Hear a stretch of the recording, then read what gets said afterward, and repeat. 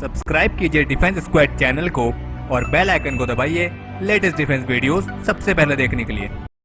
Hello defence lovers, स्वागत है आपका डिफेंस ज्ञान सीरीज के फ्रेश एपिसोड में। आज के एपिसोड में हम आपको इंडिया चाइना फेस ऑफ और खास करके गलवान घाटी से जुड़ी कुछ महत्वपूर्ण बातें बताने जा रहे हैं जिनके बारे में आप सभी को मालूम होना चाहिए। So without wasting any time, let's begin.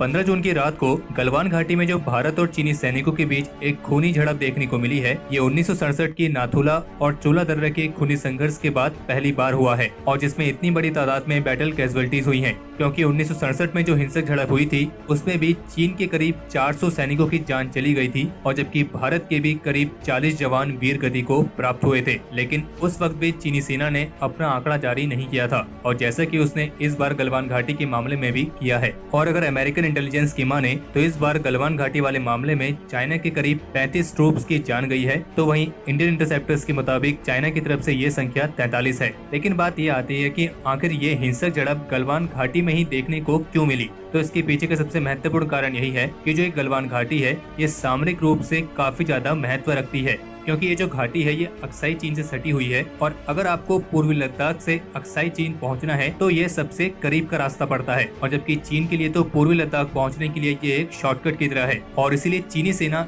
इस इलाके पर अपना पूरी तरीके से कब्जा जमाना चाहती है। और भारत ने जो 255 किलोमीटर की दुर्बुक सियोक डीबीओ रोड बनाई है वो गलवान घाटी के करीब से ही होकर गुजरती है और गलवान घाटी जो कि करीब 12 से 13,000 फीट की ऊंचाई पर है, तो अगर चीन यहाँ पर कब्जा कर लेता है तो ऊंचाई पर होने की वजह से यहाँ पे चीनी सैनिकों को एक टैक्टिकल एडवांटेज मिल जाएगा, जो कि एक तरीके से भारत के लिए कारगिल युद्ध जैसी परिस्थिति को पैदा कर देगा, क्योंकि अगर दुश्मन ऊंचाई पर है तो फिर उससे एडवांटेज आपसे ज्यादा है और वो ऊंची पहाड़ियों से फायरिंग और गोलाबारी करके आसानी से इंडियन आर्मी की सप्लाई लाइन को कट कर सकता है। और जब 1962 में भारत और चीन के बीच युद्ध हुआ था तो इसी सब सेक्टर नॉर्थ में इसकी शुरुआत हुई थी, लेकिन ये भारत के अधिकार क्षेत्र में रहा है और जबकि चीन इसे भी अक्साई चीन का इलाका मानता है। और इसका अंदाजा आप इसी बात से लगा सकते हैं कि जब इस 15 जून वाली घटना के बाद भारतीय विदेश मंत्रालय और उनके चाइनीज काउंटर पार्ट के बीच बातचीत हुई थी, तो उसके बाद चाइना के विदेश मंत्रालय ने लद्दाख की गलवान घाटी में अपनी संप्रभुता का दावा करते हुए एक आधिकारिक तौर पर बयान जारी किया था। और चाइना के विदेश मंत्रालय का यह तक कहना था कि भारत को अपनी फ्रंट लाइन फोर्सेस के एग्रेशन को रोकने की जरूरत है।